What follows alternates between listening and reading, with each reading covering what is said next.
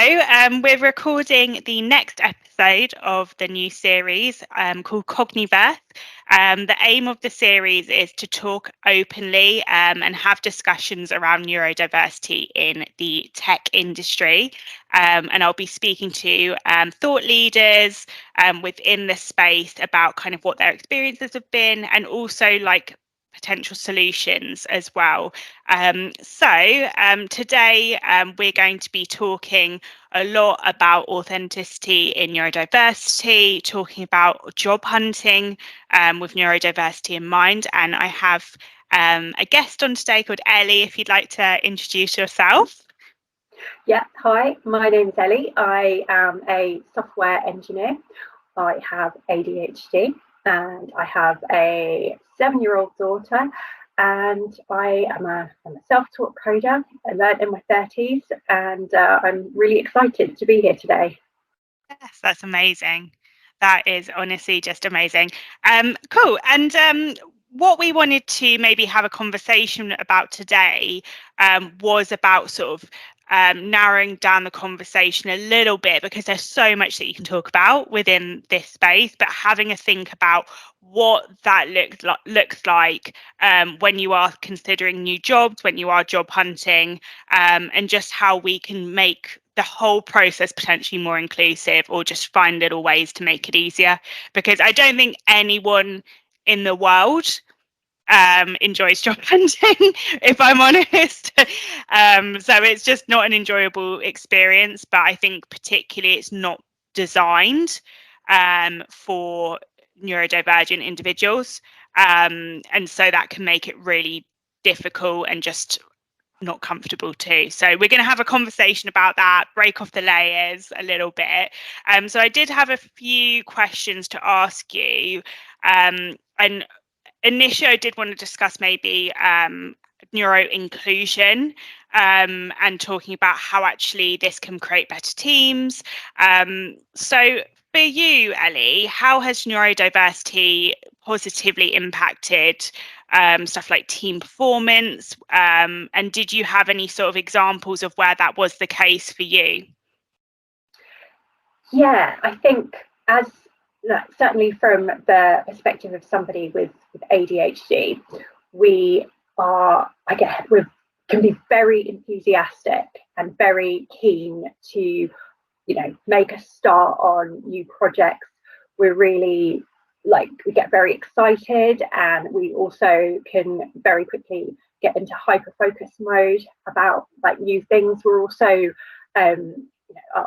very creative thinkers as well. So when there's a new problem to solve, we're very much the sort of people that will be like, oh, have you thought of it like this? Maybe we could do it this way, like thinking, to coin the common phrase of thinking outside the box. It's something that we do very well, especially in a tech industry. It's a really good asset to have, I think.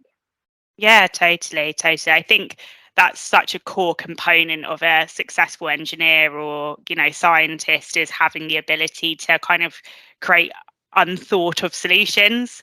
So they do go quite hand in hand, I'd say. And then in terms of, I guess, being maybe specific on that, did you have any sort of evidence where you've seen this as a sort of business advantage to have a neurodiverse, neuro-inclusive workforce? Anything that kind of comes to your mind, like where it has been a huge advantage and it's actually led to a huge success? I think, I guess, to use the sort of day-to-day example, working in a squad of other engineers of various levels and various specialisms.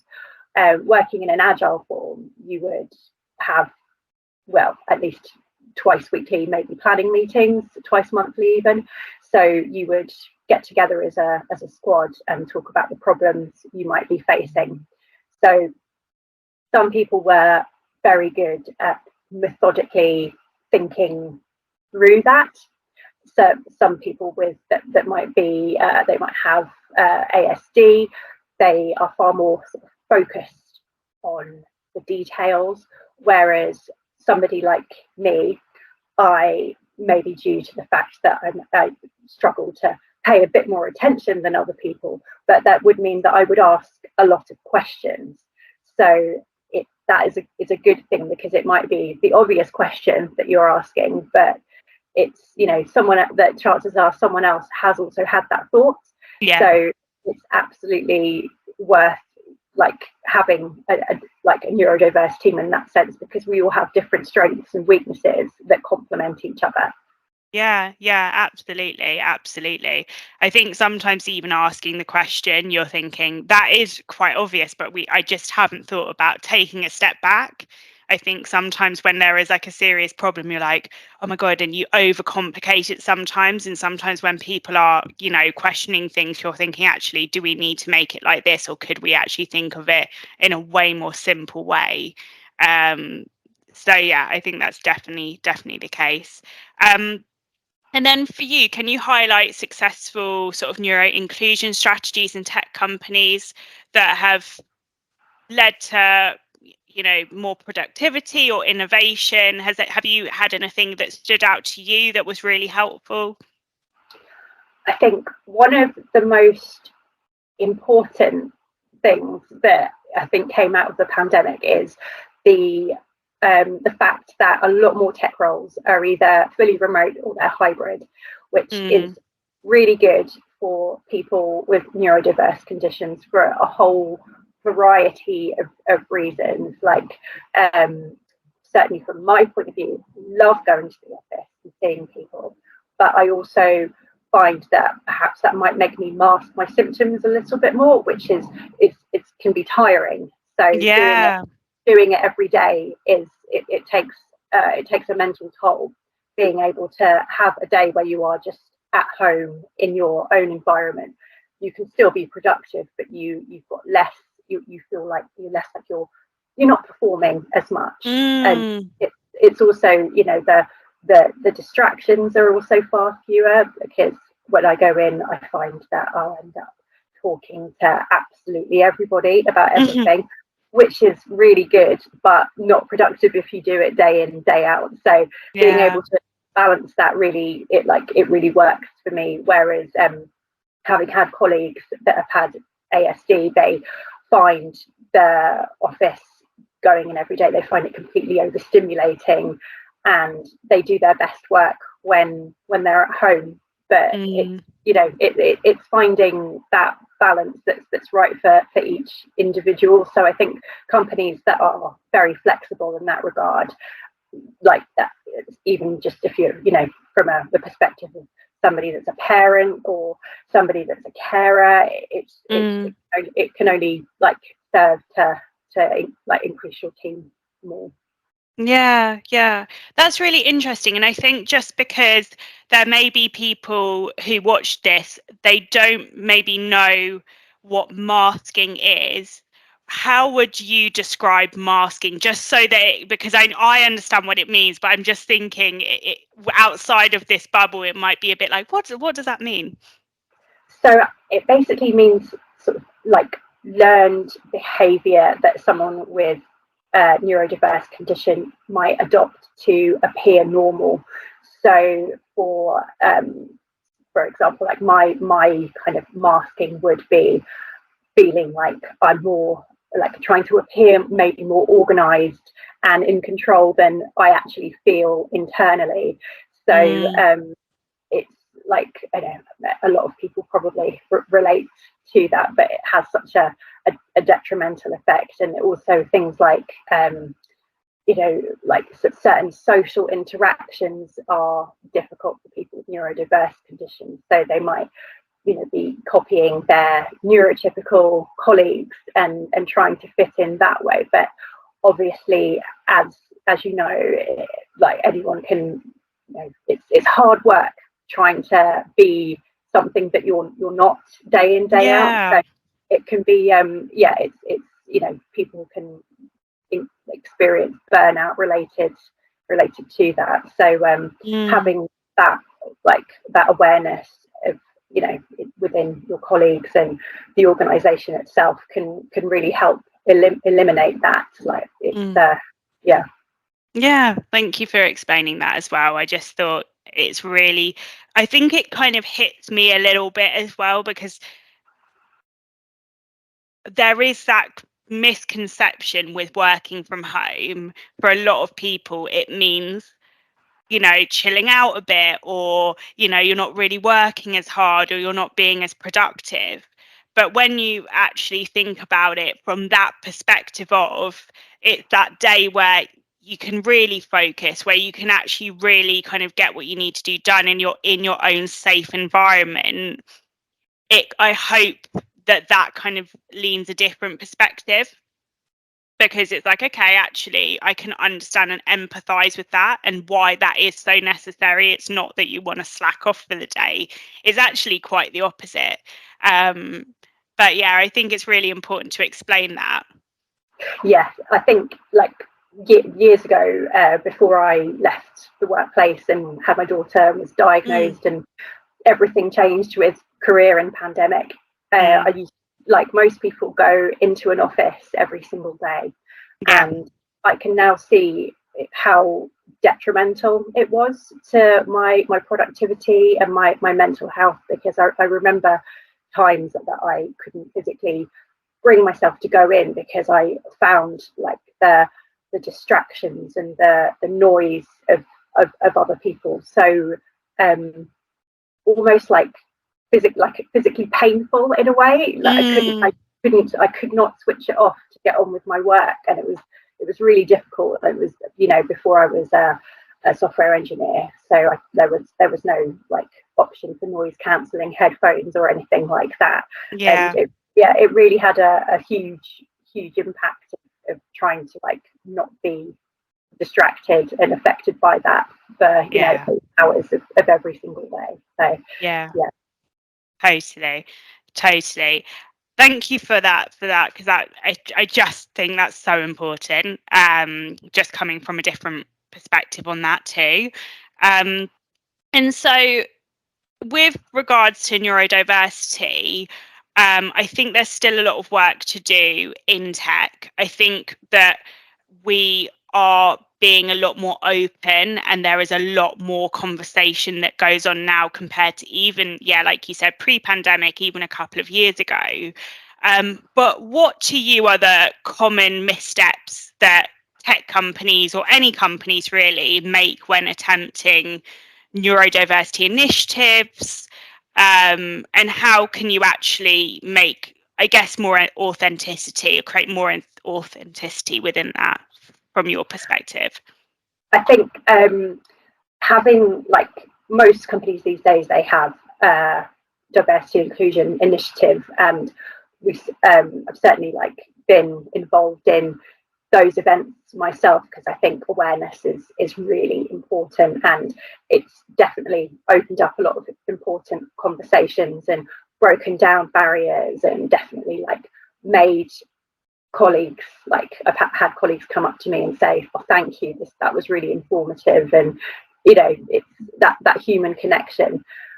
But it doesn't end with that awareness. Like as a company, you have to address the systemic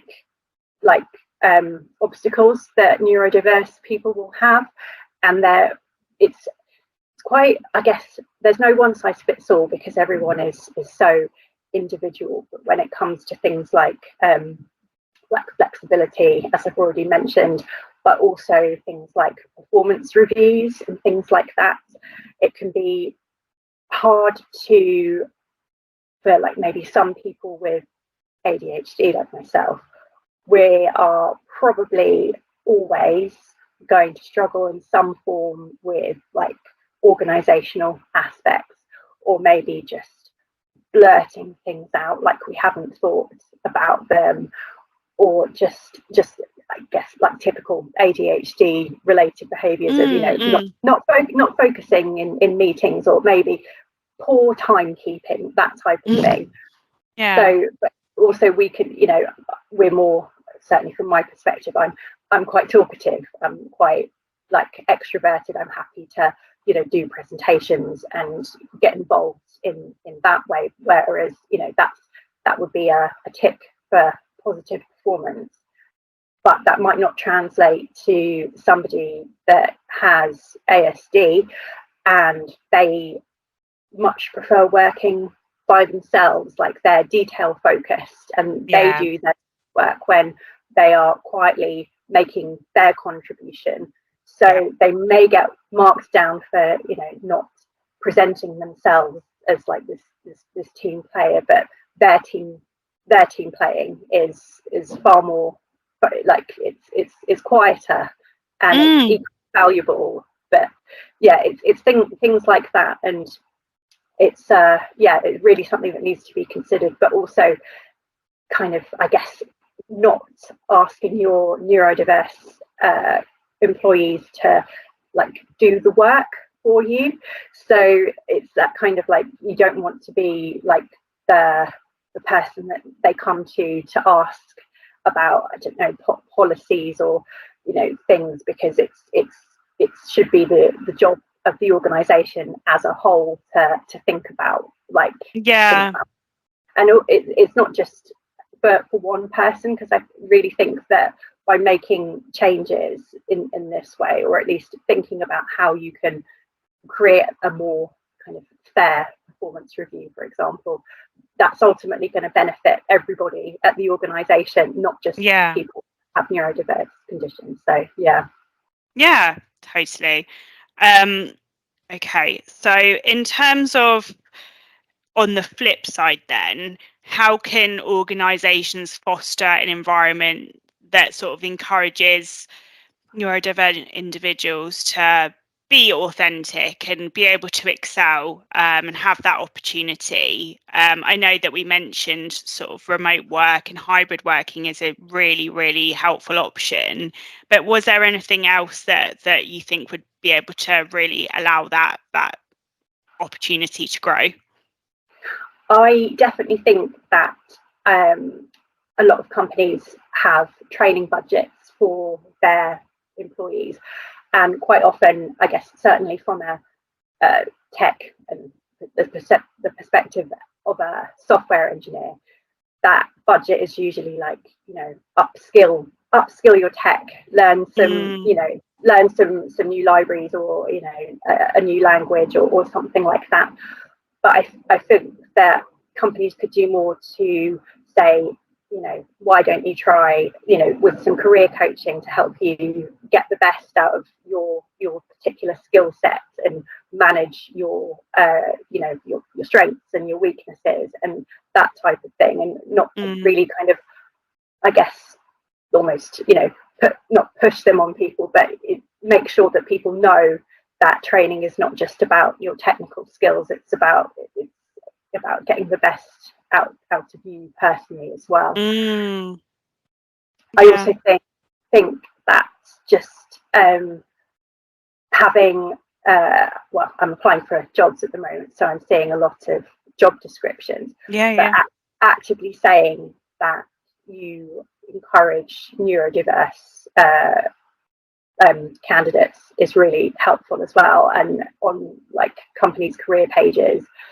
explaining, you know, why, or have, you know, having somebody talk about it is also really important. Just the openness, I think, as well, and addressing any kind of you know, misconceptions or stigmas that people might have, because there are a lot of them, like, out there, unfortunately. But by having internal training can really help people like that are neurotypical just understand, you know, how their colleagues' brains might be functioning.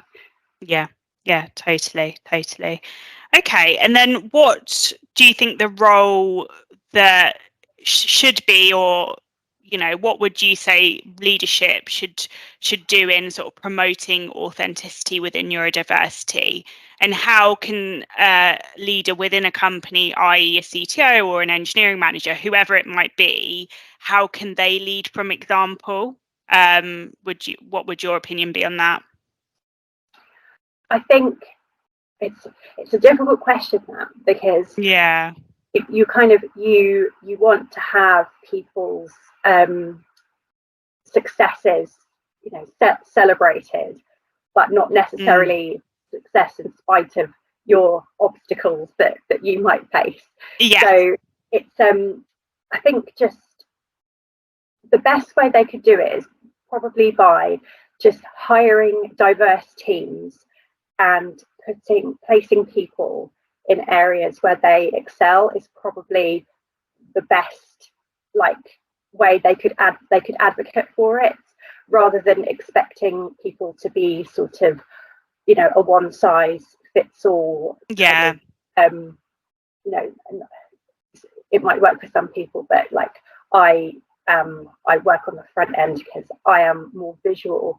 I am not so great at back end stuff, so anything full stack is difficult for me to comprehend. But if you give me a front end job, I'm so enthusiastic, I will throw myself in head first. So having someone else who has that sort of, I guess, just recognizing where people what their skills are, not just from a technical perspective, but also from just how they work as a person, and sort of celebrating that, I think, rather than trying to pigeonhole. I think that's the best way they could advocate. It's just by understanding and following through on that. Yeah, absolutely. And I think it's like, when people are hiring, they'll be like, okay, I want someone who can do this. And it's like, actually, is that going to create a healthy work environment for everyone? Because have you asked what they want to be doing? They can do this if they put their mind to it, but what do they want to be doing, and where are they actually going to put the most time and effort? Yeah. Because they want to be doing it. But it all comes back to kind of just accepting people's differences and not trying to force different skills, different areas. If someone hates doing presentations, everyone in the company needs to do a presentation when they start. Why? It just is stuff like that. It's just being like, okay, we don't have to do everything the same, and that is fine.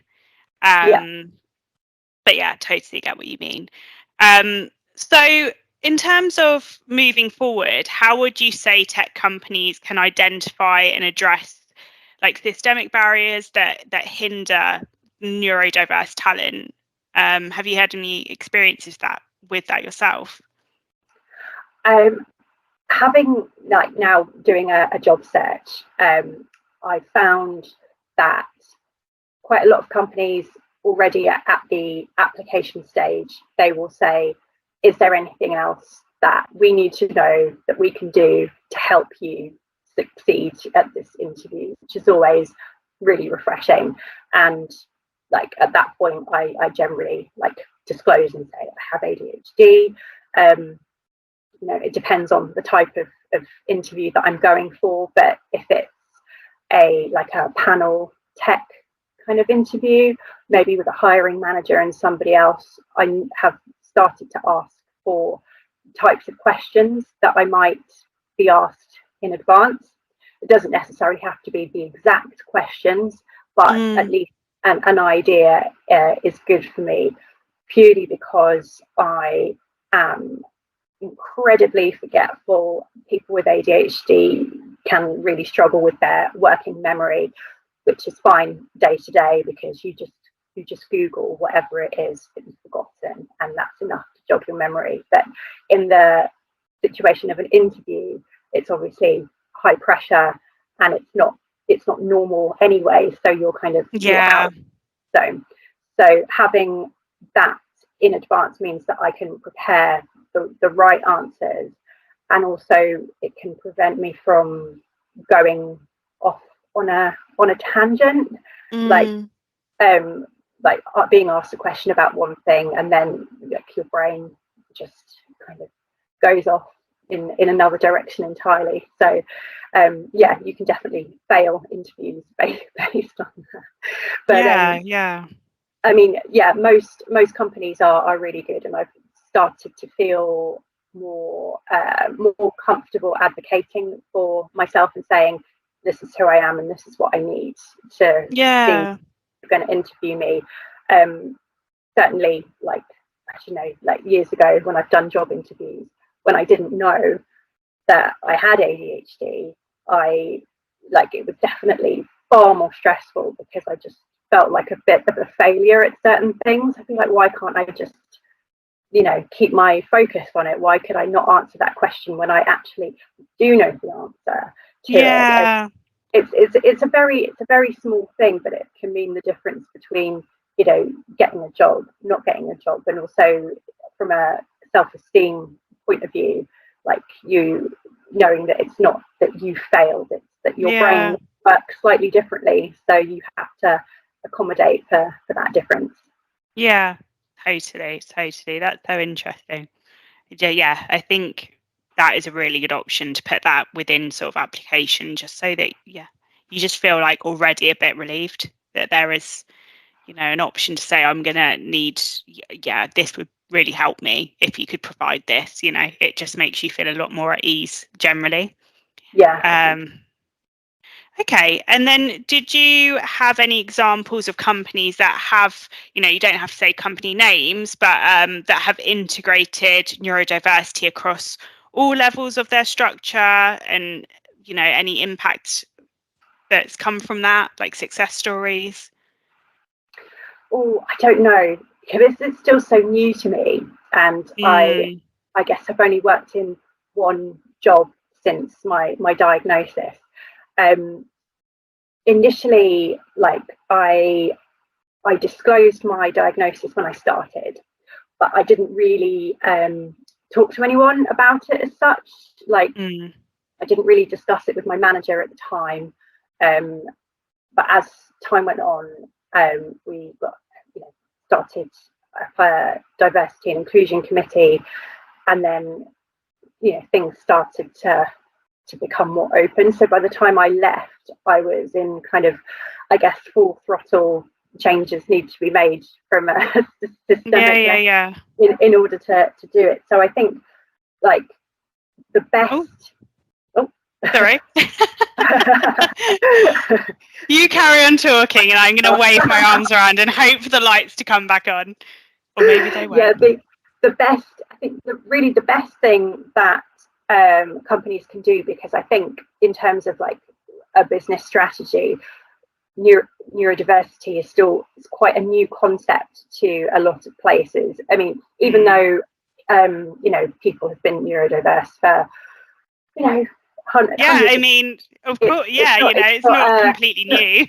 It's not a new thing, but I think the strengths and the weaknesses of people that have neurodivergent conditions are only really things people are only really starting to think about that in their organizations. So I think probably the best thing that they could do in order to be successful is talk to people that have disclosed their condition, even if they think they don't need any help and they're quite happy just to plod along.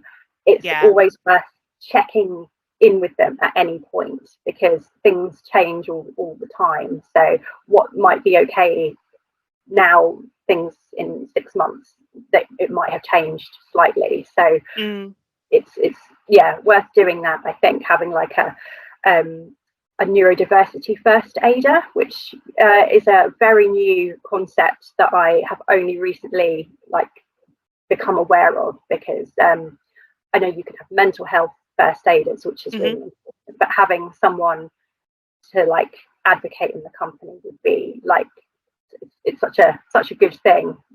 That would be really amazing.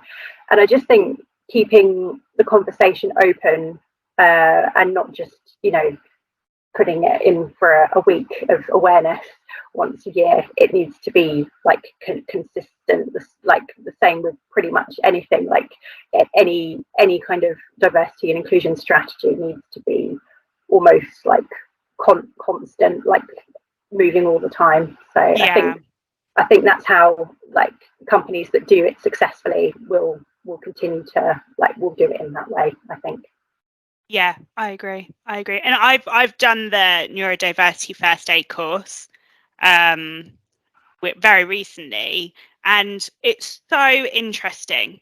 it's so interesting as well. So I just think if anyone's interested in doing it, you're not gonna regret doing it. It's so helpful. You learn so much, you become so much more understanding and in turn empathetic to certain situations. And yeah, I really, really value that certification, probably one of the most I have, because I just think it gave me a wider scope of knowledge around it. And the more you know, the more you can do, obviously. So yeah, I agree. I think that would be really great to have more of that in the world. um, but yeah, of course, I mean, if I'm honest, I don't know an organization that has a really, really strong sort of infrastructure around it yet. I think we are still so new in that conversation. So it will be more interesting, I think, as people become more aware how that changes, and hopefully that will change. But of course, it won't happen overnight. So it has to, that's kind of why we're having these conversations now. So that eventually it does become less stigmatized, you know. But yeah, I think that'll be good. I say this as I'm sat in the dark. This is what England looks like at 4:30 now. Very sad. And then I just wanted to ask my last question, because I know I'm keeping you over the time that I promised. But what sort of innovative approaches would you say companies can adopt to promote neuroinclusion, from sort of recruitment all the way to leadership, I guess, for their perspective, to kind of get like that, to get more of that competitive edge, if that makes sense, and to attract more candidates? Yeah, that would be really interesting to know. I think definitely like highlighting your commitment in any job description, and like maybe not even having it at the bottom, like an afterthought, like have it almost at the top, because most people, I mean, they don't have it after the benefits, have it like, put it in a prominent position, because then it really kind of signals your commitment to it. I think writing job descriptions, I think, as well, is an interesting one, because sometimes I am a bit put off by descriptions that ask for very, you need to have forensic attention to detail, and I'm like, oh no, I don't know if I do. Sometimes I do, but not all the time. And like I can do when I hyper focus, but it might not always be like on the thing that you necessarily want me to focus on. So I don't have the answer to how to write job descriptions to like include absolutely everybody, but I almost feel like in some contexts, like less detail might be better, because you don't feel like you're ticking boxes for strengths or weaknesses that you may or not be good at. Certainly jobs that I've been more excited to apply for, they have had maybe less kind of person specification, and more like it's a lot more general. So I think to attract people in the first place, definitely like consider that. And then just keeping in touch and regularly checking in with your neurodivergent staff. And although it can be it's difficult because everyone's got a lot to do, but certainly from their line manager, making sure that they are aware, and maybe like line managers have training, department heads have training, so that when they are doing performance reviews, they can take that into account, or they can amend like marking criteria, or change it slightly for someone who is absolutely gonna not want to give presentations, but or someone else that is really good at something else. I think it's because it's so subjective. I think you need to have, like, depending on your employees, just keeping the conversation really open all the time, I think.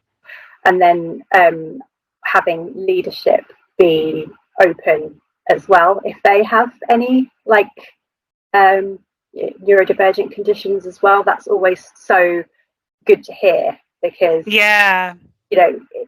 it's always really inspiring when someone is a leader and they're open about their struggles, because that's more likely to inspire your staff to be like, well, it's great, you're a relatable human, and we you can always just get the best out of people when they can relate to you, no matter if you're the vice president of a huge bank or the CEO of a startup. It's only gonna cement that further.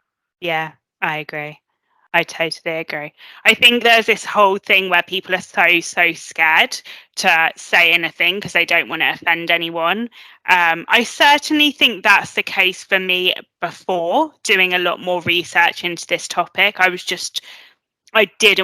so cautious of offending people. And it comes from, for me, I hope people can understand it comes from a good place of, I don't want to upset you and I don't want to make you uncomfortable.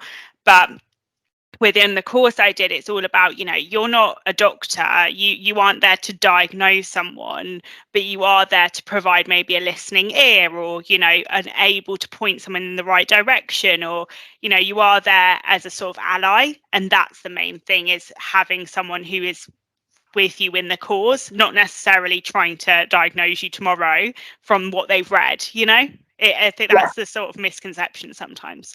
It's exactly that. Like, speaking from experience, like, just feeling seen is it's such a big part of it. Like, I didn't expect anyone at work to be giving me, like, diagnosis tips, or like trying to get me to, like, how manage certain things. Like, but the fact that I had a manager who I could speak to openly about it was just like, that's all I needed. Like, was just having an ally, having a mentor, or just somebody like that is very powerful, because you don't necessarily need, like, your hand holding through every single day, but just someone that's just there to be an ally. That's all you really want. Totally. I think that's a really nice note to maybe finish up on. But what I did want to ask is there any way that people can reach out to you? I guess if they're interested in your profile on a sort of job perspective, but also if they want to discuss this further with you, this topic. Definitely reach out to me on LinkedIn. I'm on it basically all the time. So just send me an email or a message, and I'll get back to you. Amazing, perfect. And I'll put your details there on LinkedIn so they can press the link. Okay, perfect. Well, thank you so much, Ellie. Really appreciate your time today, and I will leave it there. Lovely. Thank you so much, Anna. It's been really great. No worries.